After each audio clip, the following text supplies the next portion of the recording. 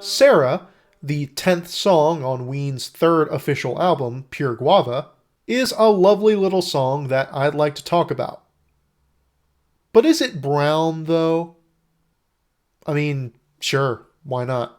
I mean, a lot of Ween fans use the term brown as a synonym for good anyway, so is it really that bad of me to associate it for once with something that isn't necessarily noisy or abrasive?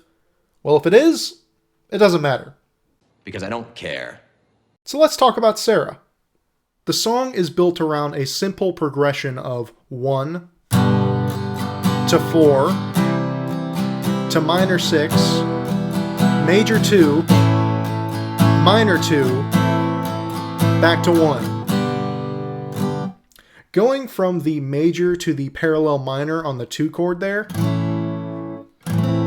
it's a classic move because it sort of deceives us into thinking that it will function as a secondary dominant. In this case, a 5 of 5. So we're thinking it's going to go from this, the 5 of 5, to the actual 5 in the key of G, back to the 1, the tonic. And it has this sort of, instead we kind of glide down to the tonic. It has this nice soothing resolution to it. It just kind of gently goes down. And you can hear it, there's a chromatic line in the harmony that you can hear on the B string.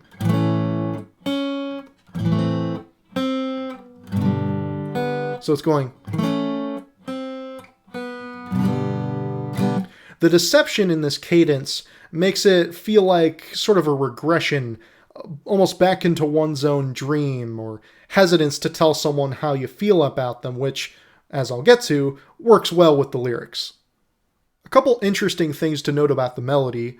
The melody hits the major 7th of the 4 chord, which is always a nice sound, so when I find you, find you, find you. A C major 7 no less, which is a very popular chord for good reason. It sounds nice.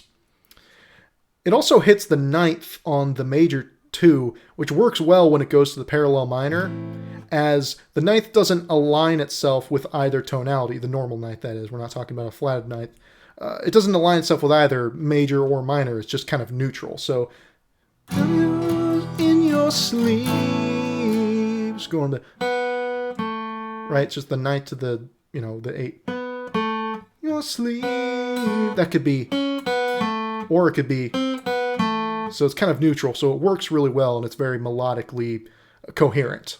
The melody also ends when he goes up higher. Really nice. He uses the minor 7th of this 2 chord here. It could be minor or major, but he uses you can make it a dominant 7th or a minor 7th. It sounds really nice either way. It gives it almost a vaguely bluesy tinge to it. Forever may you dream, dream. Sarah. Really nice. This is yet another great example of a Ween song where every facet of it works in tandem with the other to create a specific atmosphere. The lyrics here, dealing with unrequited love, work perfectly with the minimalism of the song's arrangement, its chord progression, as I've already said, and the melody used. The imagery in this song is incredibly vivid, even though there are only a few lyrics. I can clearly see in my mind's eye someone singing this to someone that they love as they're asleep. But not at all in a creepy way, no. More like a heightened reality, like a quiet scene in a musical or something. I think a lot of that comes from the juvenile lyrical perspective. With lines like, I know this big world ain't always what it seems, Aaron uses a similarly childlike approach to the lyricism found in Oh My Dear Falling in Love, which, funnily enough, was apparently written about the same person. When performed live, the song is played in the key of G, but on the album, it's an A. The tape could have been sped up, or maybe it wasn't, but either way, the vocals have a soft, high-pitched delivery, which Giner is almost always great at making tender sounding. It gives it a very youthful sound. With reverb, tape hiss, and chorus-drenched guitar aplenty, this track uses the lo-fi nature of the album's sound to its advantage by keeping things calm, stripped down, and serene. The clean electric guitar emulating a lap or pedal steel with a slide is very nice, and whatever that plinky instrument is playing it an octave higher really brings it home.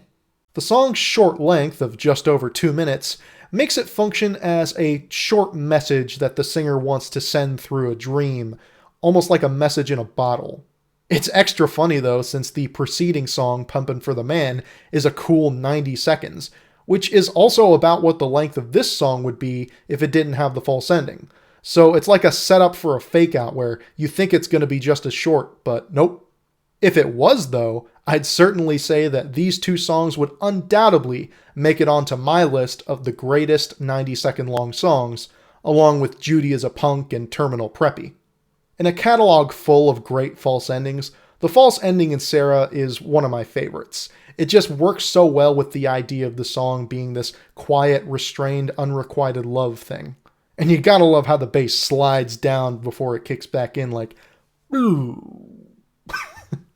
This track's sequencing in the album is interesting since it's a funny contrast after the abrupt ending of the frantic, unhinged Pumping for the Man, but it also signifies a division between the first and second halves of the record. Spring theme following it feels like a new beginning both lyrically and musically. Lyrically because Sarah mentions sleep, and spring theme opens with good morning. And musically because Sarah sounds like a tranquil lullaby, whereas spring theme has a funky groove and psychedelic guitar.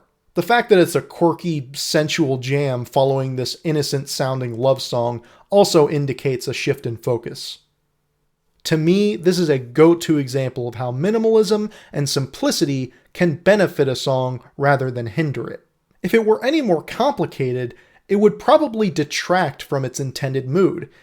In a way, it's very punk rock in its approach without actually being punk rock, which makes it even more punk rock.